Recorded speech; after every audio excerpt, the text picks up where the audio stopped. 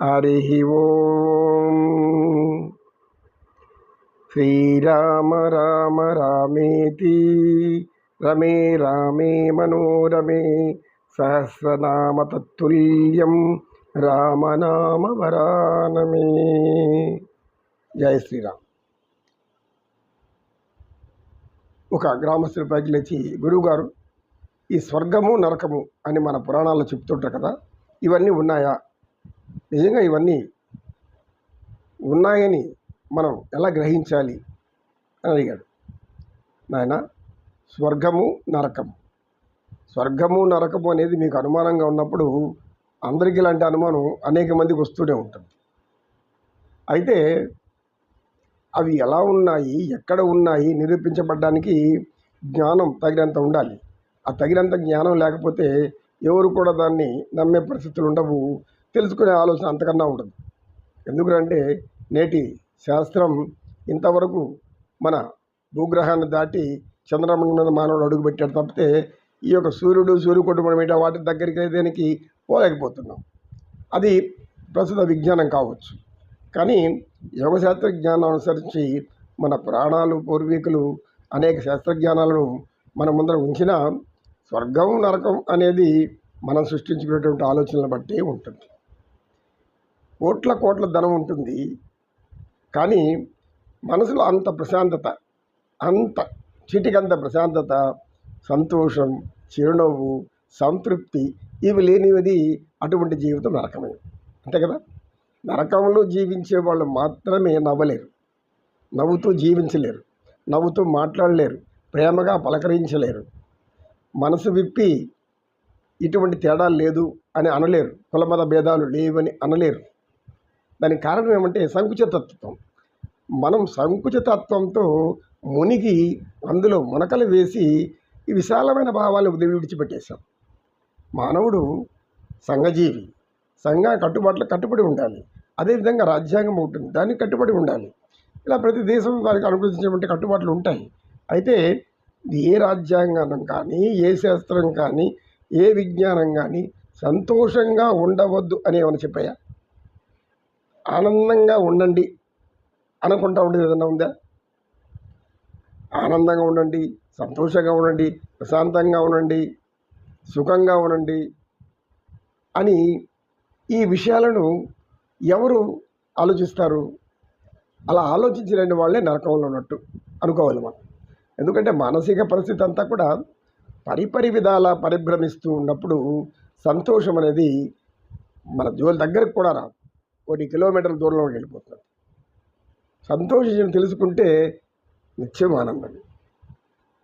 అయితే గురువుగారు, మరి కూటికి లేనివారు, పేదవారు, భిక్షమెత్తుకొని తిరిగేవారు అనేక మంది ఉన్నారు కదా, వీళ్ళకి ఎప్పుడు సంతోషం వస్తుంది? ఎవరి సంతోషాన్ని మనం వాళ్ళలోకి తొంగి చూడలేం. వెళ్ళి నీకు నీవే నీ సంతోషాన్ని వెతుక్కో.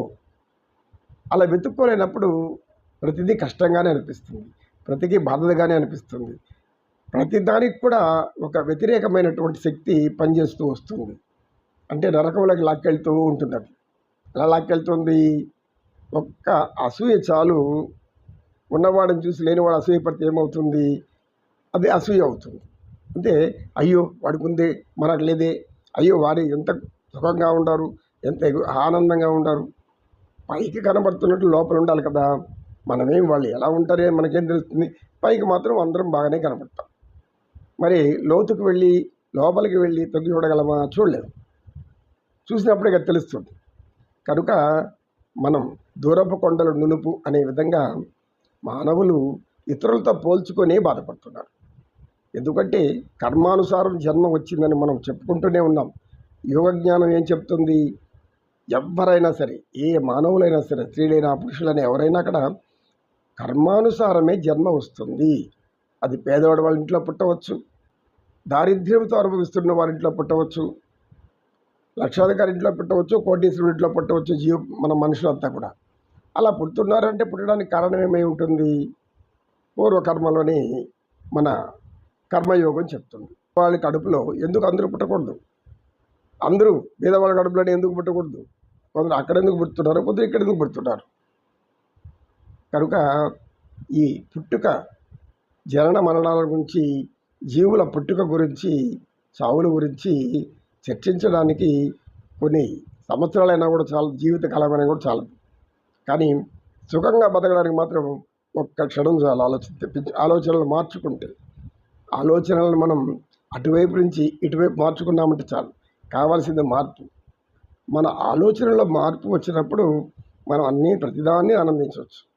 ఎదుటి వాళ్ళ సంతోషమే మనకు ఆనందం, ఎదుటి వాళ్ళ యొక్క ఉన్నతే మనకు ఆనందం, ఎదుటి వాళ్ళు ప్రశాంతంగా ఉంటే అదే మనకు ప్రశాంతత. ఇవన్నీ ఎదుటి వాళ్ళలో చూస్తూ ఉన్నప్పుడు పోల్చుకోకుండా చూస్తాను. మానవులు మనమంతా మానవులమే. ఎవరు ఎలా పుట్టారు, ఎవరు ఎలా జీవిస్తున్నారు, కర్మ కారణం చెప్తుంది. కానీ మన మనసులోని ఆలోచనలు మార్చుకుంటే మనం కూడా ప్రశాంతంగా ఉండొచ్చు, ఆనందంగా ఉండొచ్చు, సంతోషంగా ఉండొచ్చు, సంతృప్తిగా ఉండొచ్చు. ఇది స్వర్గము. ఈ స్థితులను స్వర్గము అంటారు. వారు కూడి తినే గంజి తాగేవారైనా సరే, లేదు ఒక పూట అన్నం తినేవారైనా నీళ్లు తాగి ఆనందంగా పడుకుంటే అది ఆనందం. స్వర్గం అనేది ఆనందం అనేటువంటి విషయంలో ఉంది. సుఖ సంతోషాలు, శాంతులు, ప్రశాంతత ఇవంతా కూడా స్వర్గం. వాటికి వ్యతిరేకమైనటువంటి గుణాలన్నీ కూడా నరకం. ఎన్నో అనుభవిస్తూ ఉంటారు, ఎన్నెన్నో ఉంటాయి. చక్రవర్తి అవుతాడు, రాజు అవుతాడు, ఏమన్నా అవుతాడు. కానీ ప్రశాంతత ఉంటుందా? ఉండగలిగదా? ఏం తక్కువ వాళ్ళకి? ఏం లోటు? ఎక్కడ లోపం వచ్చింది? అన్నీ ఇచ్చినప్పుడు నువ్వు ఆనందంగా ప్రశాంతంగా బతకుంటా ఇంకా వెంటాడుతూ పోతుంటే ఏమొస్తుంది? ఉన్నదాంతో తృప్తి చెందడం స్వర్గము. ఉన్నదాన్ని వదిలిపెట్టి ప్రస్తుతంలో మన పరిస్థితిని పోల్చుకొని అలా దూకడం, అలా పరిగెత్తడం, అలసిపోవడం ఇదంతా కూడా నరకము. స్వర్గ నరకాలు ఎక్కడో లేవు నాయనా. మన చేతుల్లోనే ఉంది, మన ఆలోచనలో ఉంది, మనం చేసే పనుల్లో ఉంది, మన ప్రవర్తనలో ఉంది.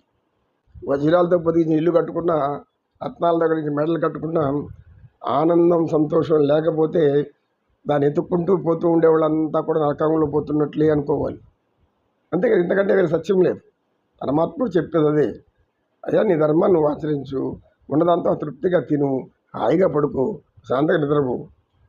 ఇవి చేయలేనప్పుడు ఏమవుతుంది? నీకు ఏడుపు వస్తుంది, దుఃఖం వస్తుంది, బాధ వస్తుంది, లోపల ఆవేశం వస్తుంది, చెప్పరానివన్నీ వచ్చి కూర్చుంటాయి.